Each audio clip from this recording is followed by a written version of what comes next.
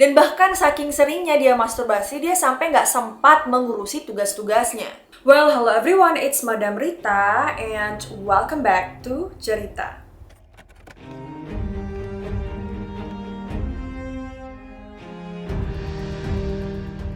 Sejarah dunia yang panjang mencatat masa-masa di mana negara-negara dipimpin oleh raja dan juga ratu. Posisi tersebut diwariskan secara turun-temurun dalam keluarga tanpa adanya seleksi yang melibatkan rakyat yang mereka pimpin. Nah, karena nggak ada seleksi, jadi ya rakyat-rakyat ini hanya bisa menerima pemimpin mereka berdasarkan silsilah keluarga kerajaan. Dan karena hal ini tentunya kayak untung-untungan gitu ya bisa jadi dapat raja yang bijaksana yang bisa membuat rakyatnya makmur, tapi ya bisa jadi dapat raja yang bodoh, kejam, yang menyengsarakan rakyatnya. Nah, beberapa di antara banyaknya penguasa yang memerintah kerajaan, tercatat ada beberapa sosok yang aneh dan juga gila nih, teman-teman. Nah, kira-kira siapa aja sih pemimpin monarki yang termasuk dalam kategori gila atau aneh?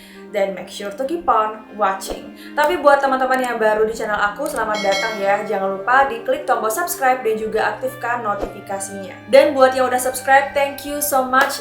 Yuk doain ya, semoga channel ini bisa segera 1 juta subscribers. Amin. Amin.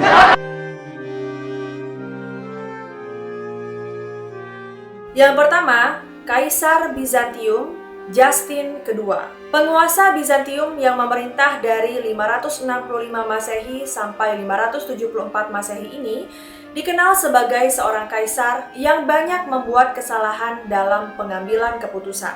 Kesalahan Justin ini ditebus dengan hilangnya sebagian besar wilayah kekuasaan Kekaisaran Bizantium, termasuk sebagian besar wilayah Italia akibat kekalahannya atas Persia. Di luar dari pemerintahannya yang kacau balau, Justin ini juga dikenal sebagai kaisar yang gila. Diketahui bahwa Justin ini itu sering banget mendengar suara-suara aneh di kepalanya dan juga dia sering ketakutan pada malam hari. Nah, kalau misalnya dia lagi kumat nih teman-teman, dia bakalan gigitin kepala pelayan yang hendak menenangkan dia atau menahan dia gitu. Dan sebuah legenda menyebutkan bahwa dia ini sempat memakan 2 pelayannya. Sayangnya pada masa itu tidak ada yang tahu ya bagaimana cara mengobati penyakit seperti ini. Karena ya obviously ini tuh kan penyakit kejiwaan gitu. Mungkin dia bisa menderita skizofrenia atau ya banyak lah ya, kalau penyakit kejiwaan itu kan ada banyak macam. Tapi para abdi istana berusaha untuk menenangkan sang kaisar dengan cara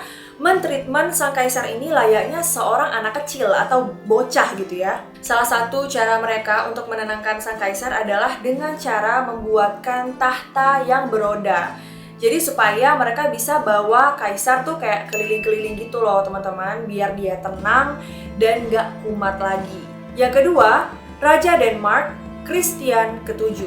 Sebelum dia naik tahta pada 1766, Raja Denmark Christian ke-7 sudah menunjukkan tanda-tanda bahwa dirinya tidak normal. Meskipun begitu, masa pemerintahannya ini berjalan cukup bisa dibilang oke lah gitu ya. Sampai pada suatu hari, ketertarikannya terhadap alat kelamin pria muncul. Ketertarikan sang raja akan alat kelamin laki-laki ini bikin dia jadi sering masturbasi. Dan bahkan saking seringnya dia masturbasi, dia sampai nggak sempat mengurusi tugas-tugasnya. Kebiasaan sang raja yang aneh ini juga bikin dokter-dokter di kerajaan sangat khawatir ya, karena mereka takut Christian ini jadi mandul. Selain masalah masturbasi, raja yang bertahta pada usia 17 tahun itu juga suka melompat ke punggung para tamu negara yang sedang membungkuk di hadapannya, serta menampar wajah orang tanpa alasan yang jelas. Pada akhirnya, Christian ini sudah dirasa tidak mampu lagi ya melaksanakan tugasnya sebagai seorang raja. Sehingga dokter pribadinya menarik semua kendali pemerintahan dari sang raja itu. Dan gak hanya itu, sang dokter juga disebut-sebut mengambil alih tugasnya sebagai seorang suami bagi Ratu Caroline Matilda hingga sang ratu melahirkan Putri Louis Augusta. Selanjutnya, Kaisar Cina Qin Shi Huang. Actually, sebelumnya aku udah pernah bahas ya tentang Kaisar Qin Shi Huang, jadi aku nggak bakalan jelasin terlalu panjang di sini. Cuman ya dia memang masuk dalam kategori raja yang berkelakuan aneh. Yap, mungkin historita ada yang udah familiar ya dengan kaisar ini, yaitu dia ini adalah seorang kaisar yang dikenal sangat takut dengan kematian, sampai-sampai dia ini menghabiskan seluruh hidupnya untuk mencari keabadian. Dia juga dikenal sangat-sangat paranoid, dan bahkan Qin Shi Huang tidak pernah tidur di tempat yang sama lebih dari sekali. Keberadaannya selalu dirahasiakan, dan kalau misalnya ada yang memberitahu di mana keberadaan sang kaisar, maka mereka akan mendapatkan hukuman mati. Sebelum kematian menjemputnya, Qin Shi Huang memerintahkan pembangunan sebuah makam yang luar biasa besar dan menempatkan 8.000 prajurit tanah liat serta membuat miniatur kota untuk diperintahnya di alam baka. Selanjutnya, Raja Prancis Charles ke-6. Pemimpin Prancis dalam perang 100 tahun, Charles ke-6 mendapat julukan yang cocok dengan dirinya, yaitu Charles the Mad atau Charles si Gila. Raja yang naik tahta pada usia 12 tahun itu mendapat julukan tersebut karena dia memang kurang waras. Semua bermula pada tahun 1392 saat Charles beserta pasukannya memburu seorang buronan yang mencoba menghabisi salah satu penasihatnya. Seketika sang raja menyerang para kasatrianya dan menghabisi beberapa di antaranya sampai aksinya berhasil diredam para bawahan. Gejala awal kegilaan itu disimpulkan sebagai sebuah stres akibat tekanan yang dia terima. Namun lama-kelamaan kondisi kejiwaan sang raja ini malah makin memburuk. Dia mulai melupakan nama orang-orang di sekitarnya, bahkan dia lupa dengan namanya sendiri. Di tahun-tahun berikutnya, Charles ke-6 mulai berpura-pura menjadi serigala. Dia suka lari-lari di sekitar istananya dan juga melolong pada orang-orang. Dia juga merasa bahwa dirinya ini terbuat dari kaca sehingga akan hancur kalau disentuh.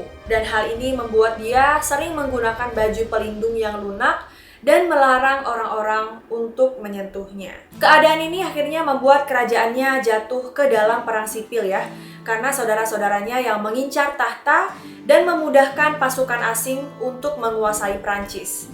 Pada akhir masa kekuasaan Charles ke-6, sebagian besar Prancis telah dikuasai bangsa asing. Yang kelima atau yang terakhir, Kaisar Romawi Caligula. Yap, Kaisar Caligula juga udah pernah aku bahas di konten sebelumnya. Jadi buat kalian yang penasaran, cari aja judulnya di Google, Caligula Rita Normaliza. Pasti kalian ketemu tuh. Kayaknya Kaisar Caligula ini memang yang paling dikenal ya dari sederet penguasa aneh yang pernah ada di muka bumi ini. Karena hanya dalam tempo kurang dari 4 tahun, memerintah dari 37 Masehi sampai 41 Masehi, Kaisar Italia ini telah menunjukkan dirinya sebagai salah satu penguasa teraneh dan terkejam dalam sejarah peradaban manusia. 2 tahun pertama pemerintahannya, Kaisar yang bergelar Gaius Julius Caesar Augustus Germanicus itu terlihat normal. Dia bahkan disukai kebanyakan rakyatnya dan dianggap sebagai pemimpin yang cakap. Namun setelah dia sakit keras pada 37 Masehi, kegilaannya pun dimulai. Caligula ini mulai mengeksekusi orang-orang yang dekat dengan dia, terus juga menyiksa para musuh-musuhnya, dan juga membuat peraturan-peraturan yang absurd. Dia menjadikan istananya sebagai rumah bordil, menyatakan keinginannya untuk menjadikan kuda kesayangannya yang bernama Incitatus sebagai konsul Roma dan juga pendeta, dan juga dia memproklamirkan diri sebagai manusia setengah dewa, dan juga berbagai kegilaan lainnya, teman-teman. Kaisar yang juga dikenal akan perilaku seksualnya yang menyimpang ini akhirnya tewas dibunuh oleh pasukannya sendiri. Dia tewas pada usia 28 tahun setelah berkuasa selama 3 tahun 10 bulan menjadi Kaisar Romawi. Nah, itu dia teman-teman beberapa raja-raja dengan kelakuan yang sangat aneh dan juga gila. Sebenarnya ada banyak banget pastinya ya kelakuan raja-raja yang bisa dibilang absurd. Tapi kalau misalnya kalian pengen aku bikin kelanjutannya, silahkan komen aja di bawah. Ya, setelah dengar cerita kayak gini jadi bingung ya jadi rakyat mau protes nggak bisa, bisanya cuman menerima aja gitu. Makanya ya aku bilang tadi, untung-untungan dapat raja yang baik, alhamdulillah. Kalau dapat raja yang kayak gini ya, aduh gawat lah. Oke, I guess that's all for today's video. Kalau misalnya ada informasi dari aku yang salah, kurang tepat, kurang lengkap, boleh banget dikoreksi. Atau kalian punya informasi tambahan, boleh banget di-share. Semoga video ini bisa menemani waktu kalian. Kalau kalian suka video ini, make sure untuk di-like, comment, share, and subscribe.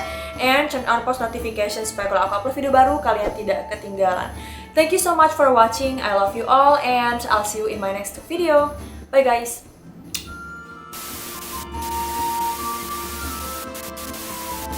Ini bikin dia jadi sering bermasturbasi, sorry. Ini bikin dia jadi sering masturbasi. Aku pernah, actually aku pernah bahas Kaisar Qin Shi Huang ini sebelumnya. Kan perilaku seksualnya yang menyimpan